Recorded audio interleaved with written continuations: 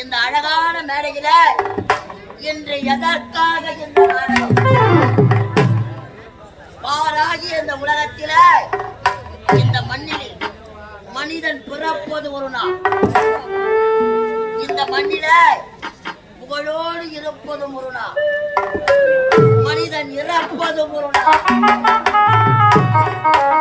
இந்த மண்ணில் நாம் பிறந்து விட்டால் மட்டும் போதாது, நாம் பிறக்கும் பொழுதே பிரம்மதேவன் இறப்பையும் சேர்த்து எழுதி விடுகிறார். இந்த மண்ணிலே பிறந்தோம், நாம் வாழ்ந்தோம், இறந்தோம் என்று இல்லாமல் நாம் வாழ்கின்ற காலத்தில் மற்றவருக்காக கொடுத்து உதவ வேண்டும், தான தர்மங்கள் செய்திருக்க வேண்டும்.